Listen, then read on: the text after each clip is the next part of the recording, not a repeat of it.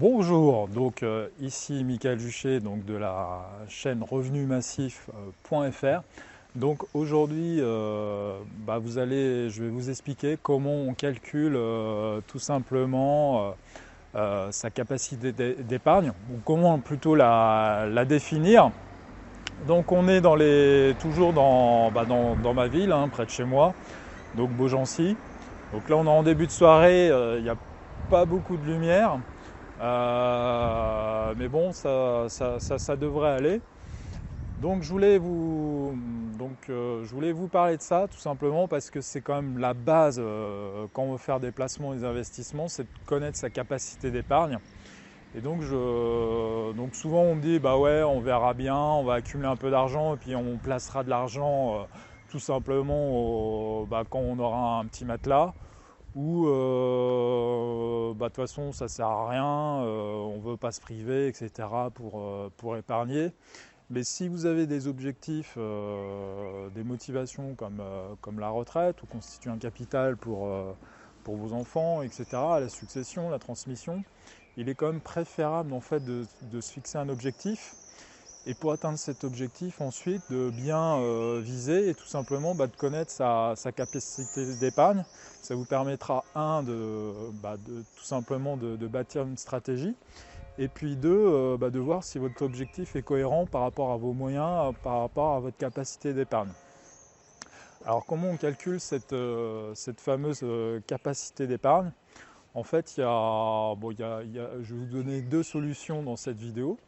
La première qui est toute simple, c'est de se dire qu'on sait à peu près en France que la moyenne des Français épargnent environ 15% de leurs revenus, de leurs revenus. Et donc, vous pouvez vous baser sur ce taux-là pour vous fixer en fait un taux d'épargne. Et donc dire, par exemple, je gagne 2000 euros net.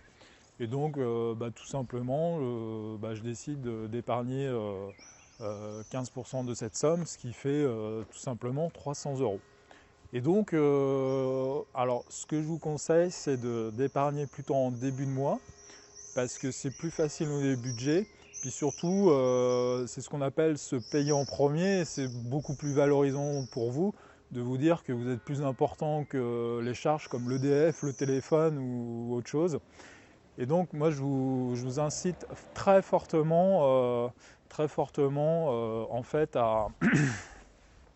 à vous payer en premier et donc de placer en fait cette capacité d'épargne en début de mois et donc à mettre en place une épargne régulière programmée vers un placement X ou Y. Et donc voilà, vous verrez que vous arriverez plus facilement à épargner et que bon an mal an, vous bouclerez votre budget. Alors la deuxième façon de déterminer sa capacité d'épargne, c'est d'analyser son budget. Hein, vous savez que chaque mois, vous avez des revenus qui peuvent venir tout simplement de salaires, de placements type immobilier ou financier. Ou encore, si vous êtes entrepreneur ou en profession libérale, vous avez aussi des revenus issus de ces activités professionnelles. Et en face, vous avez aussi des charges et des devoirs, c'est-à-dire que forcément, vous avez peut-être un loyer à payer ou une mensualité pour rembourser votre crédit de la résidence principale. Et donc, faire la somme de toutes les charges, comme l'électricité, Internet, les impôts, la fiscalité. Et donc, vous faites les revenus moins les charges, et ça vous donne finalement un reliquat qui peut représenter votre capacité d'épargne. Alors après, c'est à vous de définir si cette capacité, par exemple, si elle est de 300 euros, si vous allez finalement la consacrer, alors c'est ce qu'on appelle le reste à vivre aussi, c'est un terme technique, mais vous allez définir si ces 300 euros, vous allez les destiner à l'épargne ou si à des loisirs, et donc quelle somme vous allez sur ce reste à vivre consacrer en fait à l'épargne. Et donc sur 300 euros, vous avez peut-être décidé d'en garder la moitié et de dépenser l'autre. Et donc votre capacité d'épargne, sera tout simplement de 250 €. Alors il y a deux techniques évidemment pour définir une capacité d'épargne. Ça, c'est les deux plus simples que je connais.